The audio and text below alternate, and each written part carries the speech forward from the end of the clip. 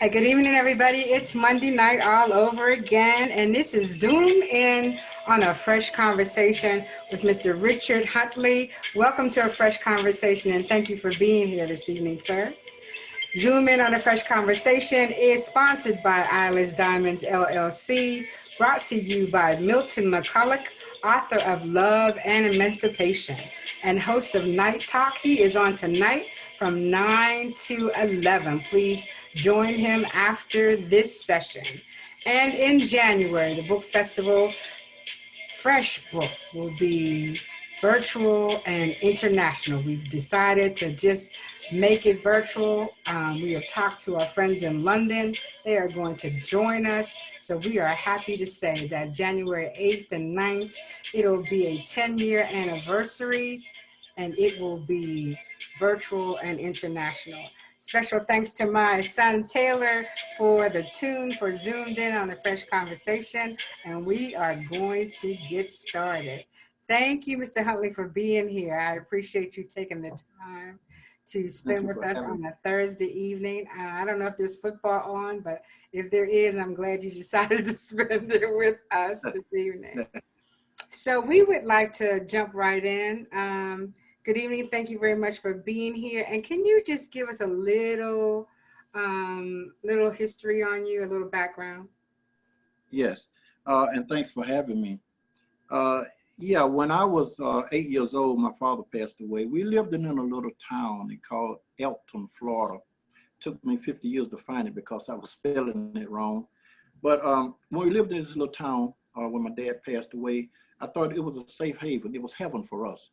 I never knew we was in a little town on a little farm. I didn't know much about other people. I didn't know that many people in the world when my dad passed away and we went to this little place called Crescent City, Florida. I definitely was not used to white people. Thanks to my dad that, you know, he sheltered us from white folks. I didn't know, I met maybe 2 or 3 in my life that I could remember at that time. But what he did a good job of keeping us away from white folks. Now, I think I learned later why. But when I did, when he passed away, we moved on to a little place called Crescent City. And that's where life begins for me. The bad time begins and the good time ends when I moved to a little place they call Crescent City, Florida. What is Crescent City, Florida known for? I mean, is it a place where they grow agriculture? Is it potatoes? Is it a place where they're, what is it known for? I think it's probably agriculture because it's not far from Houston and those places like that where they dig potatoes and stuff. So I wasn't too aware of that, even though my dad and I was, he was a migrant worker.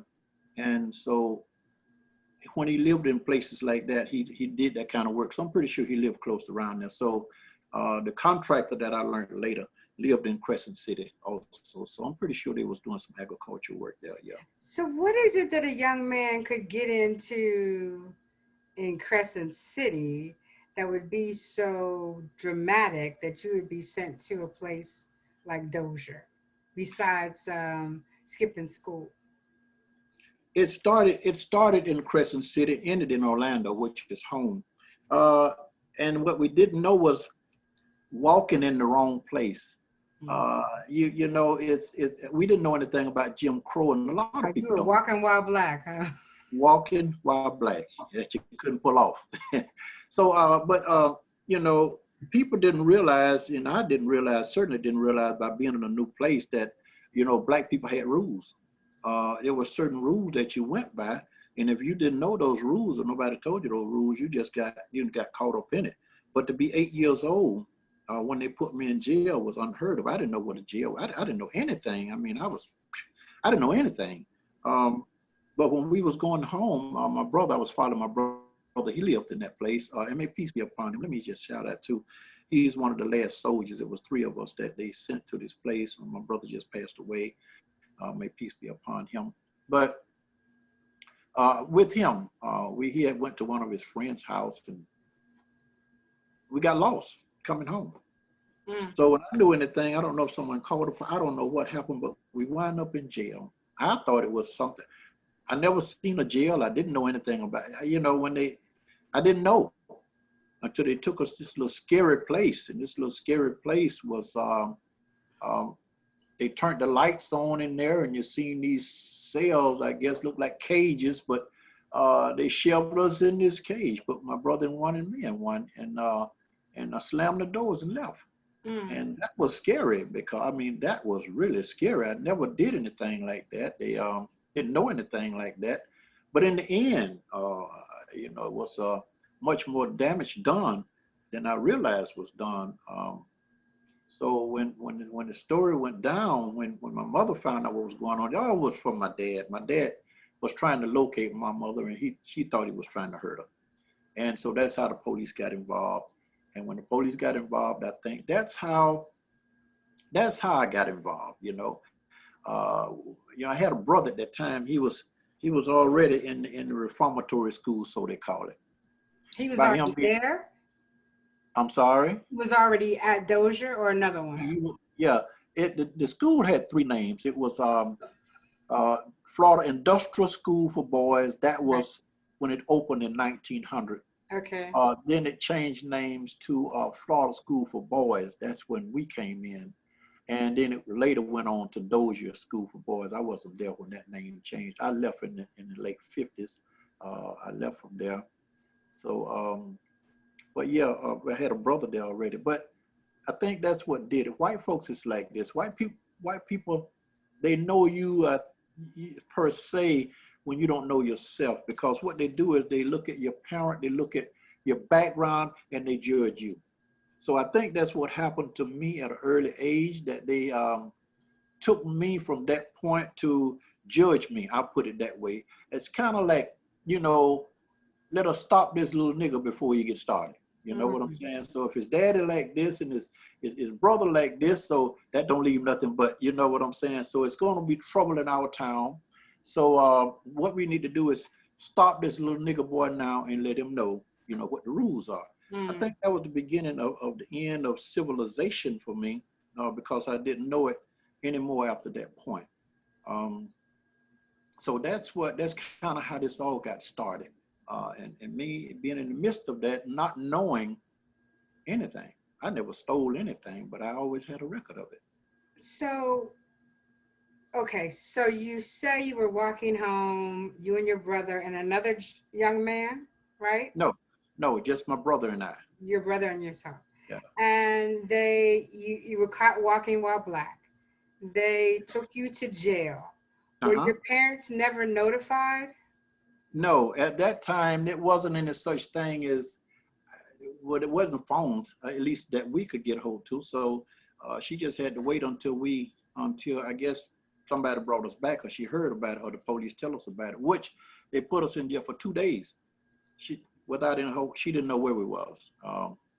And that when after all that was over, when she found out that where we were, then it went on from there. But like I said, they didn't have no respect for, colored people, so they called them, or Negroes, so they called it. They didn't have any respect for them. So when my mother found out what happened to us, it's kind of it's into the book a little bit, but all he said to her, we have to talk about the book so we can get people to buy it.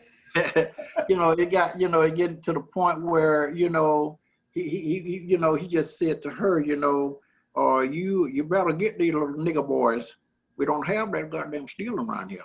Something to that effect, and so during that time, most black people, they believe in white people. Let me just be straight across the board. I've heard the older black guys would tell us, stuff like, you better listen to them white folk. Them white folk ain't gonna tell you nothing wrong. Them white folk ain't gonna tell you no lie. Listen to what them white folk tell you. And when you get to the white folks, they tell you, that boy, God, that Ralph, they know what he's talking about. That's my boy right there. So, I mean, kind of, mixing it. And I didn't know anything about that. I was just tossed around, bottom line. Tell us what the incident was that actually sent you to the reformatory school. Same thing. Not going to school. Truancy. That was basically, Truancy. Yeah, Miss Alexander here in Orlando was the one that did that. It was truancy And who was that person? Alexander. The truant officer was Miss Alexander at that time. Okay. You know, she was a kind of a heavy lady, but she never missed a target. I can tell you that, you know. Mm. But we thought that, you know, she was a friend because I just came back to Orlando. I didn't know anything about Orlando. And we was, you know, very, very poor, indigent, and without, you know, adequate clothes and shoes. So when we met her, she kind of like let my mother know, you know, it's like, I'm your friend. I'm not here to hurt you, you know. We gonna help you with these boys and blah, blah, blah. So we thought we had a friend. I thought we had a family friend. I didn't know no better. Well, that family friend is the one that sent me almost to our death. She sent us away. She knew in the beginning, she knew what was going on. She knew what that place was about. But yet and still, she told, you know, our mother that, you know, she was going to help her.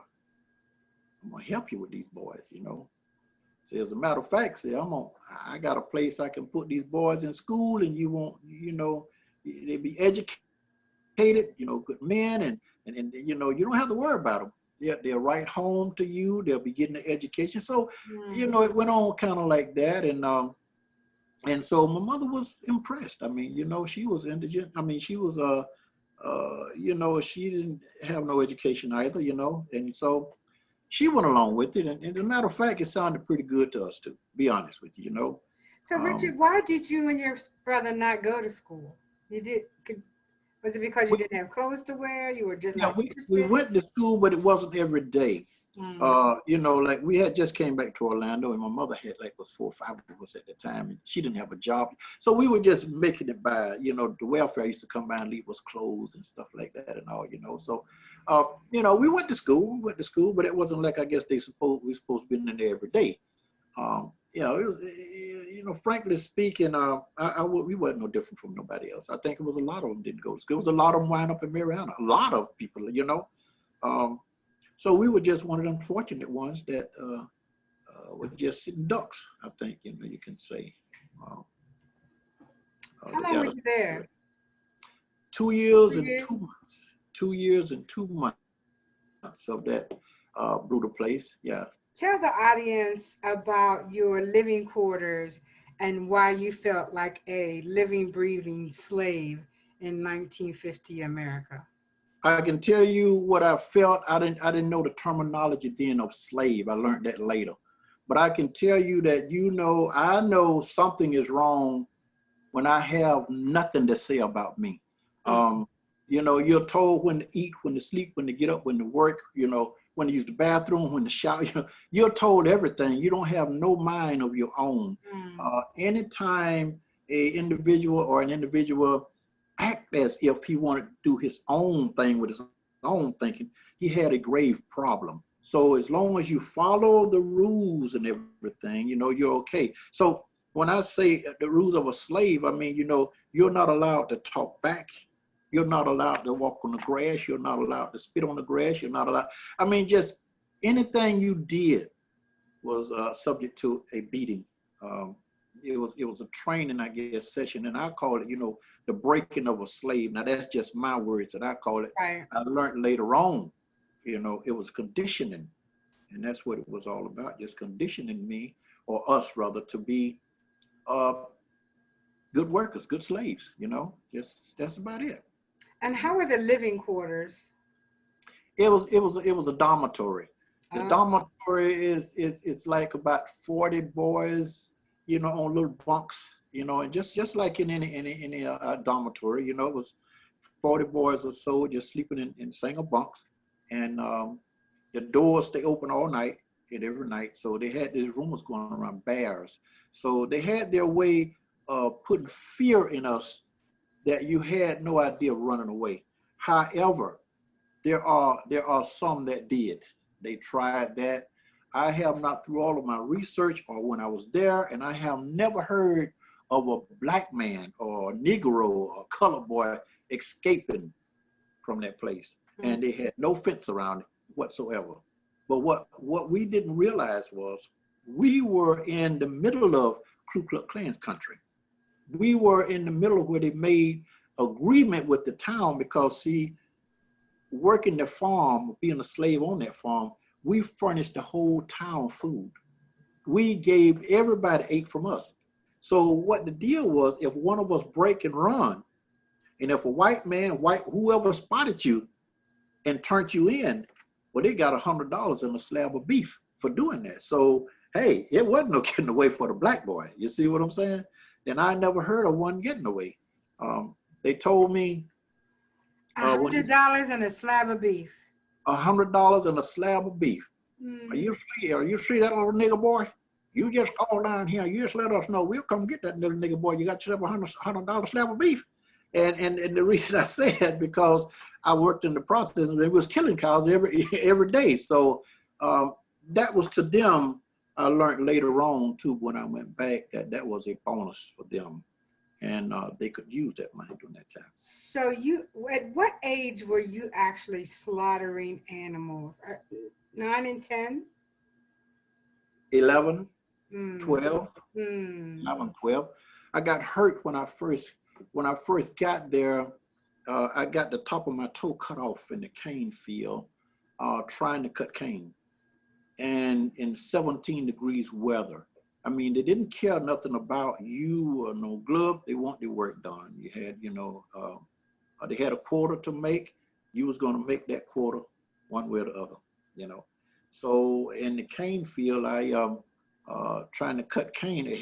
It was so large, it had to take two of us, to hold and cut. So when my time come to cut, they kept cursing at you and telling you, you got to do this and that, and you swinging like a little damn washwoman, and and they just pump you up. And so I just went, and just hit that cane. Yeah.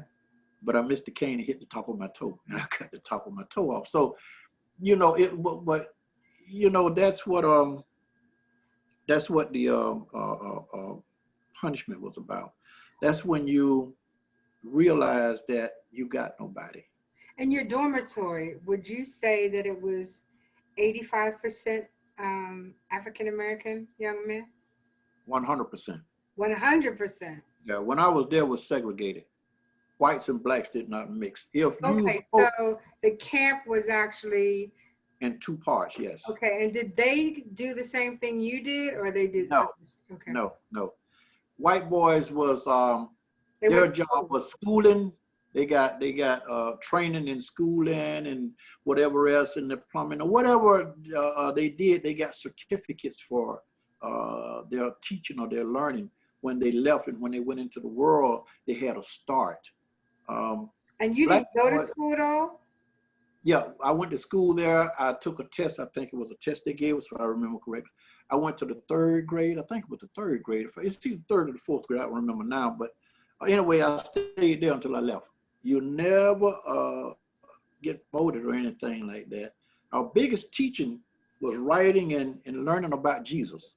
Learning the part where they make sure you understand. They drove it home that, the way you treat your master, you know what I mean? Mm-hmm. And I can't never forget it because we had to learn these chapters. That was, you got a beating if you didn't learn these chapters. Like I believe it was the 13th chapter of Corinth. I believe it was in Corinthians. I believe it was. Now it's been so long. I'm not a theologian, so I don't know.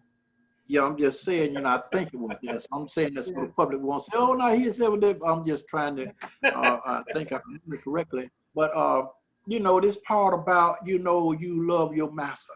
If your master slap you on one side, you turn your cheek and you let your master slap you on the other side. You forgive your master, and stuff like that.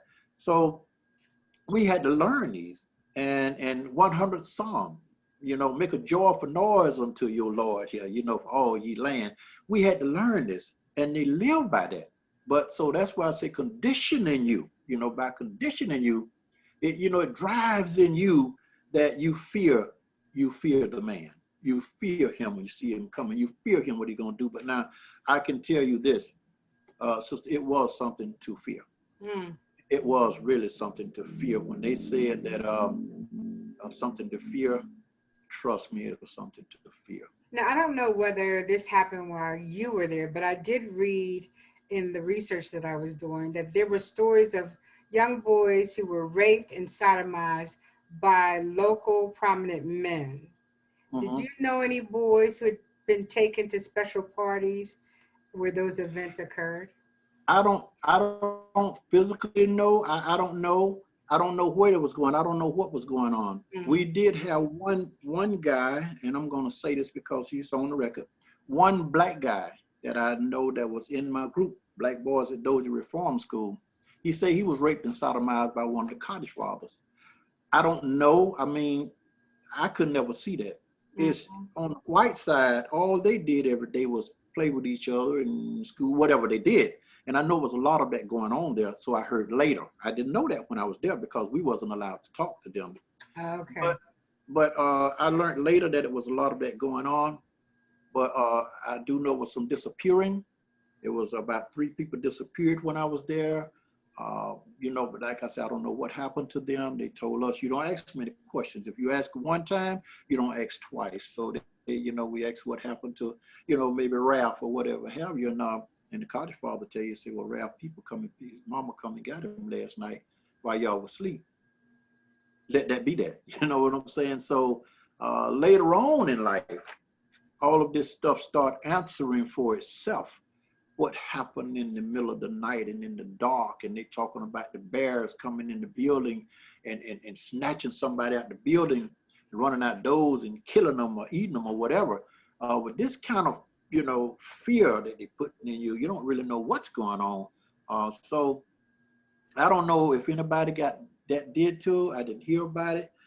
Some people talk about it now, but the way they worked black guys, the way they worked us, unless it happened in the bean field, the watermelon field, the cane field, or something like that, I don't see where it happened at, because I just don't know. So, in your book, here's a copy of his book, Yes. I Survived Dozier by Richard Huntley, a memoir.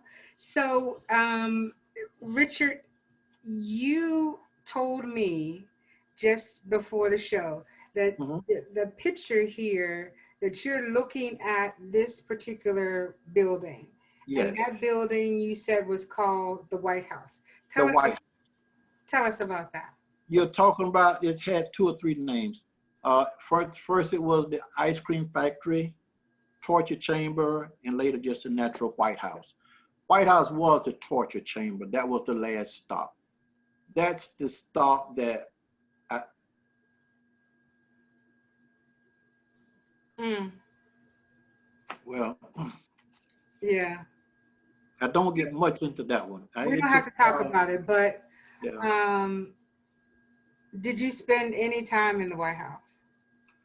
yes. Okay. I went there. I had 4 times there, and I say this: there isn't a man. I don't believe it's a man on the face of the earth can explain that pain to you. Mm, That's a pain that, in my own words, since I experienced it, I feel like Jesus Himself mm, gave up the ghost behind that kind of pain when they whipped Him all night long. I don't think as a man can explain that pain to you. I've been to the point that I welcomed death in the White House with open arms, but it was as if it just backed up. So that's a pain, yeah. so how is it that you had that amount of children in one place and the parents never came to visit, were notified? How is it they kept this pain and suffering and anguish such a secret? I think they was very clever. It was easy. It was very clever when I really understood what they was doing. They take most of the little young indigent boys away from their parent and with this excuse of what they're going to do for them, but they send them so far away from home. So you take my mother, for instance, both my brother and our author was there at the beginning. She would have had to pay somebody to Bring her there. Bring a, 800-mile round trip. We were at that time, even in Orlando, and the people from around here, you make, you pick oranges, you pick beans, you pick peas, so you got guys that pick oranges pretty good. They make, $20, $25 a day, but most of the time, somewhere around $8, $10 a day, plus trying to take care of your little family pay rent. It just wasn't feasible.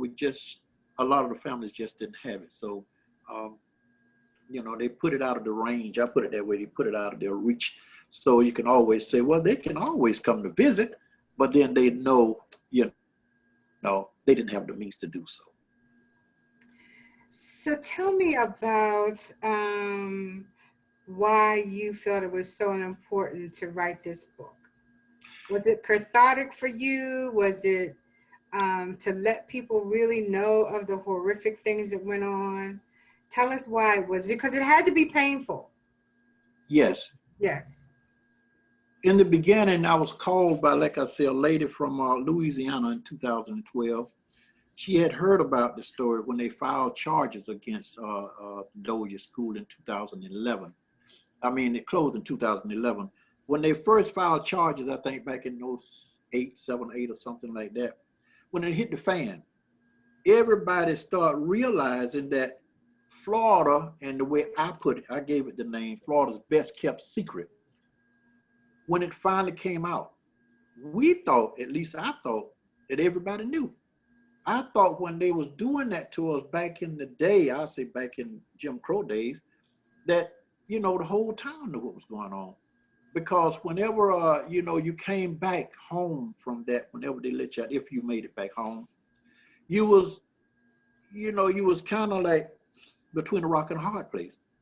So well, from my readings, I understand that most people in Mariana knew exactly what was going on. Oh, in Mariana, yes. Yes. But like I say, Mariana is about 400 miles from here. Mm-hmm. So in the town of Jackson County, I mean, that was Jackson County. A lot of stuff was going on there that they didn't know down this. So I'm not going to say they didn't know it, but children, even including myself, when I did get home, I didn't talk to my mother about that. Mm-hmm. They didn't, we didn't talk about that for this reason. Most people, I call it the rotating door to, the revolving door, I call it, at Mariana. Excuse me. 9 guys out of 10 that leave Mariana come right back. Mm. Now, if you left there and you was going to tell somebody about what's going on there, or they killing people there, or they beating you to death there, who you going to tell? You're going to have to tell another white man, And the first thing that white man's going to do is going to call this other court man, and they're going to call back to the school, and they're going to say, you got a little nigger boy going around here trying to start some trouble. Mm-hmm. So what happens is they pick this little nigger boy up, and they send him back. Anything the white man said, the charges that he gave, it was correct. Whether he said you broke in somebody's house, you stole a bicycle, you went to school, you were smoking, they sent you up there for smoking cigarettes, running away from home. I mean, just any little thing to say that it was something they were doing. It was actually, it was avoiding the auction block. I think that's what, because whoever white person was in need of workers and so forth and so on, all they did was went to the court, and all they did was just pick you up for whatever little charge and put it on it. So, yeah, that's I forgot the question, but anyway, what was the question? It's okay. You get me going on and on because I get upset. I think the question was, why did you think it was so important to write the book and to tell your story? Was it cathartic? Did you just want people to know? Just was the impetus? Because how long has it been since you wrote this book? It was published. What was your first published date? This is 2020. Yes. You just published it. Yeah, it just came out. Oh my goodness. Okay. So that's my question. This happened in the early 50s. Yeah, about 66, 65 years ago, something like that. Yeah. Okay, so what made you at this point decide that the story had to be told? Because I want my people to know that, when they talk about slavery in 1865 and freeing the slaves and stuff like that, that was a lie. I mean, that was far from the truth. I mean, as you follow it, a lot of people don't want to accept that. A lot of people don't, they say, well, Abraham Lincoln freed us and so forth and so on. I'm here to tell you, your brother's here to tell you that that was a lie. I mean, slavery went on after that, even when they brought in the Jim Crow law. I talk about people talk about the Jim Crow law now, and I talk to a lot of them. They don't even know what Jim Crow is. Especially the young people these days, who Jim Crow was, what it was all about. But Jim Crow was a law created by white people in each town, state, and county. The government the federal government had nothing to do with it. They say, okay, whatever you want to do to your niggas, you do it. So it was times when, you could not walk on the sidewalk with a white man. You could not, you could not do anything. If a white man walking down the sidewalk, you had to get off the sidewalk, and I experienced some of this when I was living in Alabama. But I also learned that when all of our ancestors that they taught, raped so many white women, I found out that here, what rape was according to a white man. You know what rape was according to a white man? That if a black man looked at a white woman, that was raped.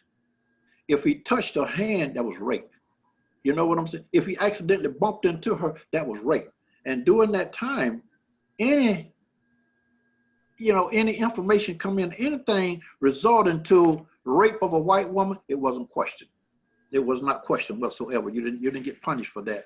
So that's how so many of us, our ancestors, they died, with talking about rape, because it was just a look, it was just a touch. You couldn't shake their hand, you couldn't sit, you couldn't do anything. That was considered rape. So I wanted my story out because my memoir is one thing, I can only see so much, I can only do so much when I was there. But I tell you what, by being the president of Black Boys at Dozier Reform School, I have had grown men that have held this stuff in them for years. They haven't even told their mother, they haven't even told their brothers about some of the stuff that they told me about, simply because they say they couldn't find nobody that was worthy to talk to about it, because they understand that feeling. I just went back, it's in the book also, I went back to the White House, that White House you've seen. I read that. Yeah, they allowed us to go back in that house in 2018. Did you know blood still on the wall? When we went inside of it, it was a feeling that I can't quite explain that feeling, but they gutted it out. The beds that was in there and stuff like that is gone, but let me tell you something, you're talking about an eerie feeling. That little house that you see there, it looks good now. When I was there back in the 50s, that little place was a dingy yellow with trees growing up all around it. The door when you went into the door, it was on hinges that squeak. The door was just falling off the hinges, and they had it locked with a little padlock. Every time you go there, Mr. Mobley would unlock the door. Mr. Mitchell be the white man, he's the narrator. And they open that door, and when they point and tell you, let's go, it's anybody's guess from that point. Whether you come out alive, it's been many came out, didn't come out, so I understand. I read about, but like I said, my memoir is just so much that because it's true what happened to me. What really came to me is not in that book. I would talk about that in times like this. I would talk about the way it came to me. I would talk about the bones that we went to see. We went to see these bones of these little boys. 6, 7, 8-year-old. What the hell can they do to die like that? I keep this on my desk. This is a marble. I don't know if you could make it out or not. This is a marble. Just bring it forward. A marble. I went to Tampa, to the university over there. That's where Aaron Kimberly, the anthropologist, works from. We was invited over there in a little special meeting. And when I got there, what I seen was unbelievable. They had what they dug up, the bones that they brought, that they unearthed. Little caskets, little bit of caskets. baby caskets that they unearthed there. Someone brought me back one day. I didn't go. I didn't want to go back right then. One of the guys brought this to me, this marble. I've talked about this before. And they said, Brother Huntley, said, you got to talk about this. What is it I got to talk about? Well, they sent you this because you wasn't there. And they gave all of the White House boys, which they used to classify me as a White House boy before, and I was before I separated. Say, because this is a token of, she classified a little boy, maybe 6 years old, had either died or they killed him. But when they dug him up, he was in a semi-fetal position. And in that fetal position, in the palm of his hands, he had a marble. Mm. They say, Richard, you got to talk about that. I say, these things, they're hard sometimes to come out. You know what I mean? And I guess they're still hard, but I was there. Right. You know what I'm saying? It's like, I want the world to know, even in writing that book, you know, you read the story of what happened to, you know, this slave or that slave and what happened to him. Let me tell you this. I am the slave to write the story. I don't go to read the story. I write the story. You know why? I walked that walk. You know, I was there. I know what that pain feel like. I know what my ancestors went through. I know what it means to, and a lot of people might not like this phrase, but I got to tell it like I see it. I got to tell it like I feel it. From a very young age, they used to always send the clergy to us, send the clergyman to us with this little Bible. Oh, he's going to sit you down now, and he's going to explain this Jesus to you, and oh, how Jesus loved you and everything. And I don't doubt that. Don't get me wrong. But I will say this much right here, but when I told one of them what I got to say, they didn't like it. And I say, you know what? Let me tell you something. Every time I called Jesus, he certainly came. He did come. I said, but I want you to understand this. Whenever I called Jesus, when I was in trouble up there, he came in a hurry. But when he came, he brought more fuel upon the fire. Because that was the same one that I looked at the picture on that Bible, and I looked at you standing up there telling him a little bit more.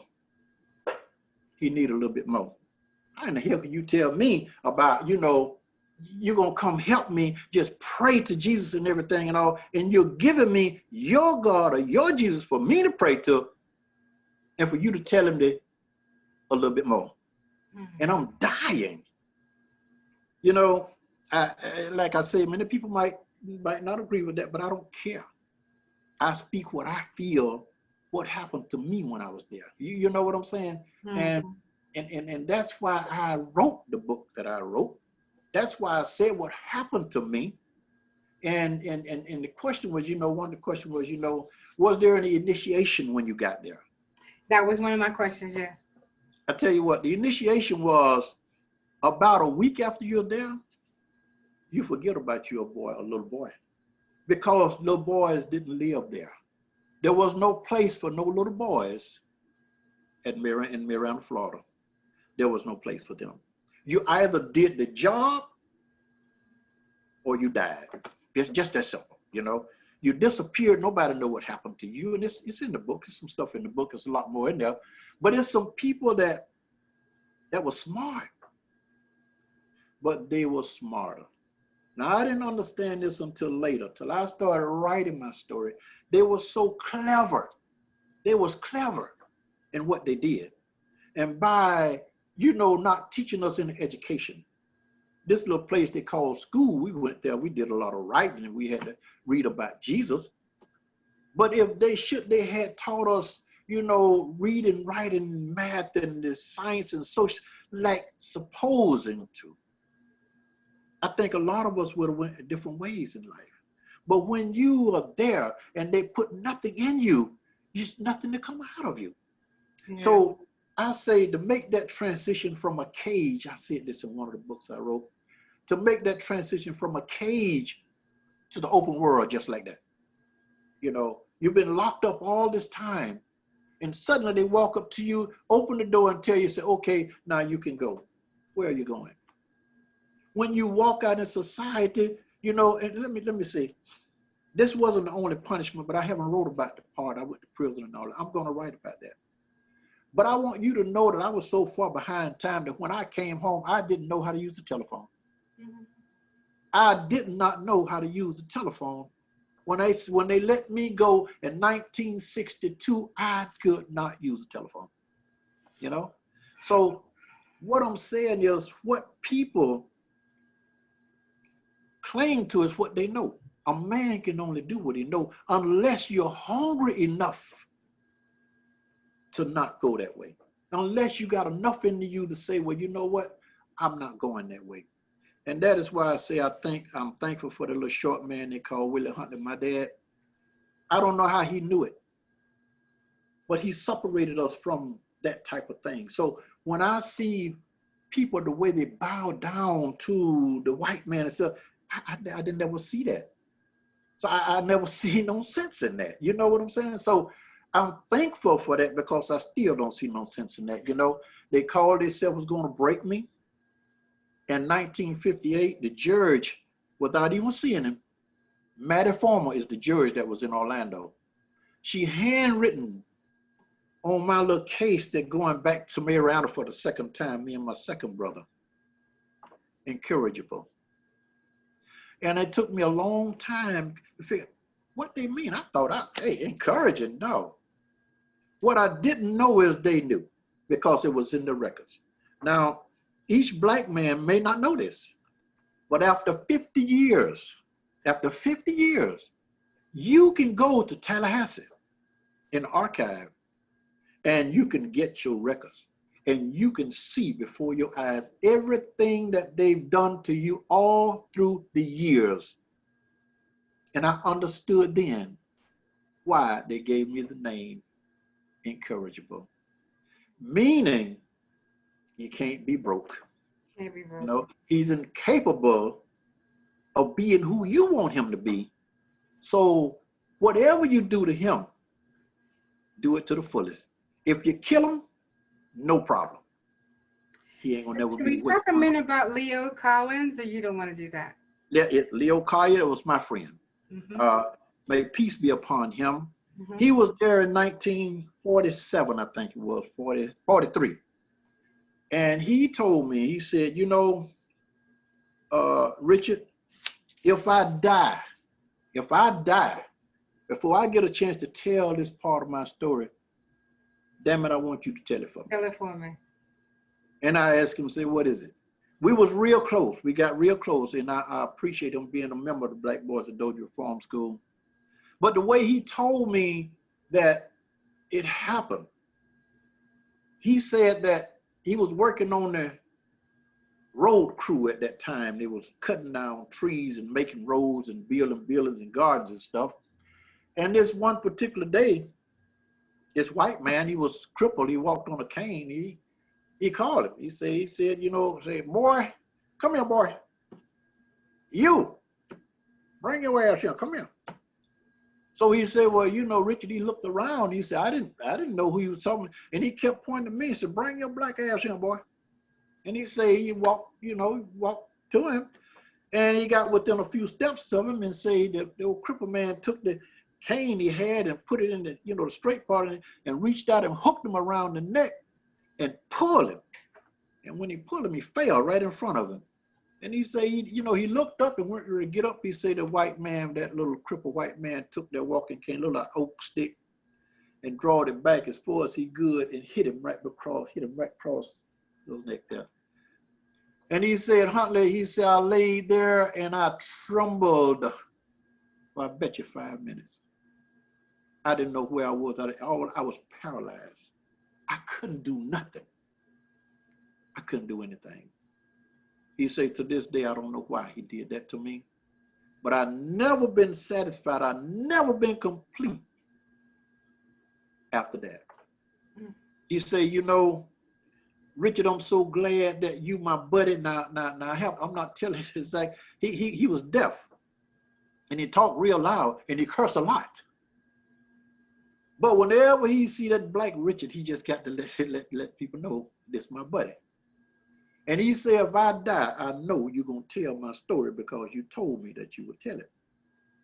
Now, Leo Collier died with his senses, his memory was so tight. I went down to Lakeland, Florida to see him before he died. And he let everybody in the building know that my old black A buddy is in town. But he told me, he said, you know, I told him, I said, you know, Leo, I just learned where the little boys that they locked up in the shed, they had about 7 of them in there chained together. And I said, they found out who the guy was. He raised up in his bed. He know what he told me. He said, I know what you're talking about. He said, they killed that boy. I said, what do you mean? He said, they killed him. He said, they killed him because the boy got smart with one of the white guys. See, they had him locked up in the little sweat house. The picture's in the book. I think it is. Anyway, they had him locked up in this little place. And they had them all chained together. But when they came back that evening, Leo told me, they took him out of there and they beat him to death. They brought him back there lifeless and put him back in there.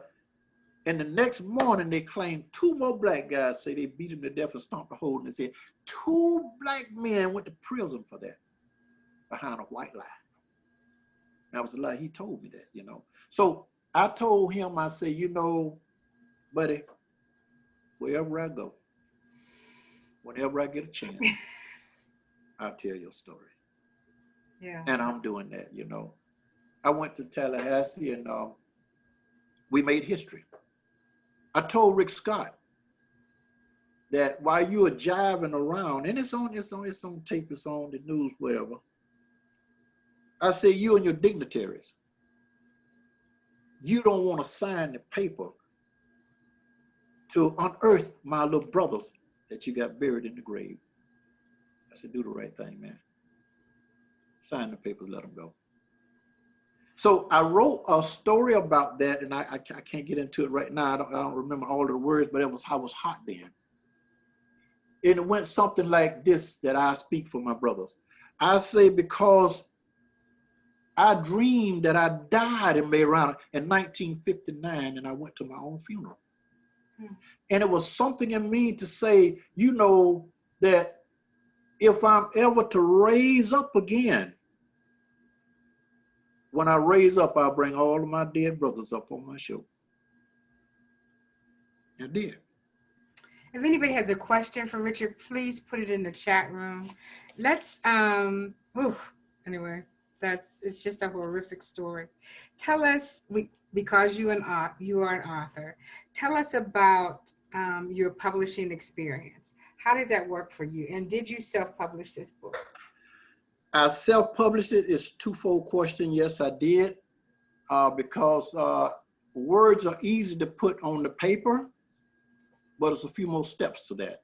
Okay. I had to have help to get this book published. 3 or 4 people, you know, my editors, you know, came to my aid and to correct me as much as they could. I want to call their name, but I don't want to leave nobody's name out, you know. That's right, no problem. But yeah, I had help with getting it to the point to publish. But self-publishing it, yes, I didn't have anybody to publishing company or anything to come in and take over. No, we did it. You know, we did it ourselves. Mrs. Shannon, Mrs. Susie, Mrs. Katrina, Mrs. Oh my goodness, that's the first. I can't leave her name out. That's all right. Acknowledgements. Evans McKinley of Crescent City. Ms. Yes. Maria Susie Hyacinth. Hyacinth, yes. Brother Drexis Direct, Zuki. Yeah, Derek's. Derek Zaluki, Art Rocker, Uh-huh. Dr. Aaron Kimil, Aaron Kimberly. Kimberly, That's the um, anthropologist. Yes. Roger Dean Kaiser. Yes, that's one of the White House boys that he represents me everywhere I go, everywhere they go, because they refuse to bring the black people in. I Hmm. had one or two friends of mine. He said that, you know, regardless of where we go, I don't care where we go, I'll go with because you know they was treated worse than we was treated, and we got the spotlight, but you can't leave them out. So they recommend me everywhere they go. Donna Shannon. Donna Shannon is one of my editors. She's been with me since the first book. Yeah, she has. She written a book herself, but she's been with me since then. Yes. Mary Johnson and Beverly Roby. These are people that have looked out for me. Miss Roby, when I was on the road, I don't have to worry about a place to stay, eat, and whatever have it. They got my back. Same as Mary. Whatever I need, they're always there for me. But there's one person in particular that name is not on there. Her name is Anita Ballard No, Jones. not in here. Mm-hmm. She wrote something on the back of the book. But Anita Ballard Jones, she is one of the main people. She's an author herself, you know, she's a writer. And she's one of the main people that kind of shaped and molded this thing as I went along. I will never leave her out. She's been there for me from beginning of this book. So yes. If you had not spent those significant years at Dozier, how different would your life have been? I don't know. I feel as though some of the traits I have was there anyway. And I feel as though because of when this was over, the things that I did, the things that I got into, I don't believe it would have been too far from where I am right now as far as knowledge wise. Okay. I've always wanted to know something about the dark side. I've always felt like it was something that is not right when it comes to our people. So, you know, when I left Orlando and, you know, and went into the world, I asked God to do two or three things for me. I wanted to meet the superstars. I asked God to please don't never let me plow a mule or pick no cotton. And he did that. So, I mean, I met the stars, I did it all. So I don't think it would have been too much different. And I've read just recently in 2019 that they're still finding, you had the word for it, I'm not sure what that was, Monopolies, anomalies uh-huh. after Hurricane, I think it was Michael. Right. And tell us what a monomaly is. Well, what it was, they thought that when Governor Scott, he gave this land to the county or the city in Marietta, Florida. But the thing of it is, before they use that land or before they build on that land, they have to excavate that land. They have to penetrate that land. They have to see if there are any bodies on that land. And it just so happened with the building that they wanted to build, when they pushed it over, they found these bones. Now, my thing about it is when they called me about it. When they called me, my thing about it is there is no way that you're going to mix cow bones up for human bones. You're not going to mix dog bones up for human bones. I know this for a fact, and I'm not. I mean, you know. So when the heat got going, they say, okay, I tell you what, let's say there was other bones, because what they did was they're trying to steer the all of the bad things, talk and whatever away from Mariana. Now, there's one thing about Mariana. I went there in 2012, and I can tell you this much. I stood where they hung our brother Claude Neal in 1932 without knowing it. They told me before I went there, they asked me not to go to Marietta, Florida. They asked us, please don't go to Marietta, Florida, because you don't know what you're doing. It's ran by Ku Klux Klans. It's still owned by Ku Klux Klans. Please don't get caught up there. I said, nope, nope, nope. When I was a little boy, and I told this to the world in Congress, to the world. It's one thing about me. When I was a little boy, you controlled my life. But when I stepped out of that shell, I controlled my life. and I say what the hell I want to say. So the point that I'm trying to make is, you know, when they tell me things that I don't agree with, I have something to say about it. When they tell me about those bones, I have something to say about it. And it's just simply because I feel now, listen, this is me speaking this. I feel as though if something went wrong somewhere, that wasn't no bones belong to no cow or no dog. You know what I'm saying? I feel as though the cemetery they call Boot Hill, when they found all of these bodies there, last count 55, that all of these white boys was there, and I'm not saying it like in no prejudice way, but I'm saying facts. My research and my history tells me in Jim Crow days, they would not bury a white man next to a black man, not even in death. When we went to that White House that you see on that picture, they beat the black boys in one room and the white boys in another. But you gonna tell me that whole cemetery, about 50 yards behind the cottage that I was in, they stationed in, you gonna tell me what nothing but white boys? You tell me something better than that. So when I did Al Jazeera, one of the news people from Al Jazeera, they came to me while I was on the property. And they said, Mr. Huntley, do you think that it's any more dead bodies around here on this place? I looked down and I said, kind of snappy, get back, get back. And she looked down and she moved back and she said, what? I don't see anything. I said, because you might be stepping in one of my brother's face. You know what I mean? So that's what I feel about. Is there any bodies on the place? They're everywhere. They're everywhere. They're everywhere. Out of 111 years, come on. Yeah. You know? So yeah, that's the way I feel about that.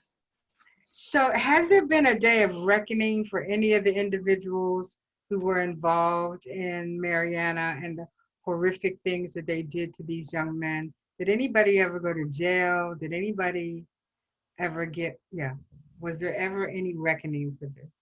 No. No. Not until this day. Everything that we filed for fell through. And reason being, they're saying that statute of limitation, okay? With the statute of limitation, they're saying that all of the guys that worked there when I was there, as you know, as a child, they're dead. So they're saying that who we're going to charge, okay? So they're saying that, okay, you say you got beat, you say you did this, you said it, but we don't have nobody to match that. They have one living soul. There was the one-armed man. They call him Titwell. Titwell is still living, and they brought him up to question him. Now, what they say, they can't prove he killed nobody, but one or two of the guys came up and say he's seen him kill two guys, but they couldn't put that on him, so that he's just there. But they got him protected. That he's some kind of protected. So what I'm saying is, I just left Mariana, a meeting in Mariana 2 nights ago, and one of the men that was supervisor there later on now he wasn't there when I was there. He was there for 10, 11 years. He worked there. And he needed a position on the board to see what goes on there. They denied him that position. When I went there and spoke, I spoke there on the courthouse steps in Jackson County in 2012, I believe it is. I was called to the side by a white lady. And she said, I got something I want to talk to you about. And I asked her, because of the way she said it, what is it? Then if it's that urgent, tell me what it is. Right. Well, I'll tell you, what she told me stunned me, and I'm still stunned. I won't call no names or anything like that, but they said, it's some things happen in this town that I think need to be known. And I asked her, what is that? She said, it's some of these people here in this town, and they know who they are. They didn't do it, but their grandparents did it. And said, most of these houses around Jackson County right now, if you went into the house, they have fireplaces in their house. She said, do you know what a canning jar is? I say, I do. She said, well, right this minute, it's a lot of these houses here got a canning jar sitting on top of their chimney with meat in it. And I asked her, what do you mean? Wait now. What do you mean with meat in it? I was slow, you see. But see, what I did learn out, what she was trying to tell me, 9 out of 10 black men that they lynched, they cut his penis off and they put it in a jar for a souvenir and they keep it. I said, you got to be kidding me. What's it called? I beg your pardon? A canning jar? Yes, a canning jar. You know what that is? No, sir. I never heard of that. Sorry. Back in the day, they call them, I forget the name of the jar now. But anyway, it's a little jar with a seal on it that you know, the cans. In other words, canning jar. Yeah, a canning jar. A canning jar, like you put fruits and vegetables in. Right. Oh my God, are you kidding me? And there they have the, you know, the organs of a black man in there as a souvenir, even to today. So what I'm saying is, you know, what made them come to me and tell me that? I don't know, maybe because I'm a little voice loud or whatever, I don't know. But what I'm saying is I told them that, and I still mean it to the day, I would never reveal any names or anything like that. But what got me so, when they told me, said that, you know, I want to tell you this because in Jackson County, there have never been a black man stand on that courthouse steps and make no statements. I said, what do you say? You the first one. You all. I wasn't by myself. You all. So what I learned later, and one of the people that told me, back in the day, if a black man ever got nerve enough that he want to stand up there and do some kind of talking, within 3 days he was missing. Just like that. So I said that when I'm out talking, I'll let this be known. I mean, I don't have no secrets. I feel as though, you know, I want the world to know why I write. That's why I write it. I want the world to know that, you know, it's stuff still going on right up under your nose. And I call Mariana, that was Florida's best kept secret for over 100 years. That was the best kept secret. They still had little black teenage boys and preteen boys running a whole farm like grown men. You know what I'm saying? And they had like, whatever they had, little children. I'm gonna say this and I'm gonna say this, I cut it off, but little children. It hurted me to find out that when you thought, I'm saying you as in general, thought that years ago when little Ralph or little Ronnie didn't have nobody to take care of him, or he got too many for the family, or the mother done left and you can't take care of him. So we give the state a call and we turn him over to the state and let the state find him a good home and good school, and so he won't miss anything, right? Wrong. You could find them in a little segregated hole right there in Mariana, Florida. They keep them in that hole until they get big enough to work in the field. When they get big enough to work in the field, they turn them loose. And that's when all hell busted loose, because if they can't do the work, that's when the beating start. You know what I'm saying? That's when they start taking the little boys out and taking them home on the weekend. That's when they start greasing the little boys down like they some kind of little girl or something. You know, all this kind of stuff that they was doing. Now this, like I said, this came to me, you know, a lot of people come to me and talk to me, but I don't call no names. So I say, but if it's something you want to know about it, do like I did. Let me dig for it. It's there, you know. So that's those are some of the things. The deadliest reform school in America, I Survived Dozier. I Survived Dozier. By Richard Huntley. It is it on Amazon, Richard? It is on Amazon right now for sale. Yes, it is. And can they buy this through you also, or? If you can buy it through me, what I do is just I sell it for the same price.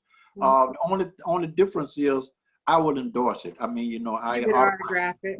I autograph it. If you know, if it's bought through me, I will autograph it and you know, send it to you. Do you have a website, or is there a email address where people can reach you? richardhuntley.com Mm-hmm. is our website. Okay. And you know, I don't, there are no words, right? Okay. After this hour and 10-minute conversation, um, I don't believe that our audience has any questions. I don't see any because I think they're all sitting here like me with their mouths hung open because you think these things happen in 1819, right? Not Yes. 1950, not 1960. Right. And your mind can't comprehend that they're still finding bones in 2019. Yes, they are still finding bones. They are just gave money. I think if I'm not, I heard someone called me and told me that they're not finished yet. There They're not have been finished. reports that there are actually 3 more cemeteries there that they Right. just They're used not to. finished. Mm-mm. They're not finished. And so I would like you to leave us with a pearl of wisdom, if you would, Richard. Permission. Let me say this, and I titled it Permission, because what I've seen so far, and among my people, my brothers, and I'd like to say I came from a long ways. So permission came to my mind. And I would say permission. Most of us, Black people, younger people, older people, don't realize that they are asking permission to be who they want to be in life. I'm going to say, put that aside. We were conditioned to believe we had to have permission. And a lot of people say, well, I don't ask no permission to be with them. Yes, you do. 9 of us out of 10, before we do anything, we're going to ask somebody, is it okay? And we don't realize we're doing that. So I would say diamonds and pearls, you already have that. It's in the rough. But when you find yourself, I say find yourself.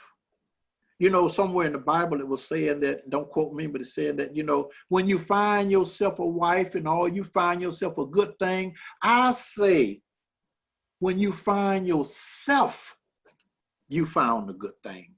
Because when you find yourself, then you know who to pick as far as that is concerned, and you are concerned. So I would say, do soul searching. Search yourself a little bit. Find out who you are. Don't let nothing tell you that you can't. I came from the bottom.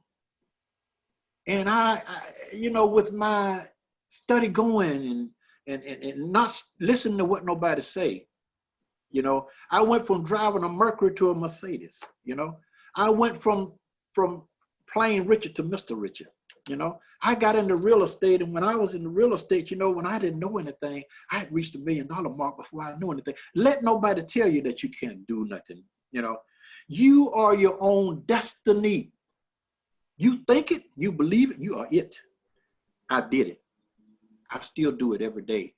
This was not an easy task to just jump up and write a book. I could have went back into the real estate.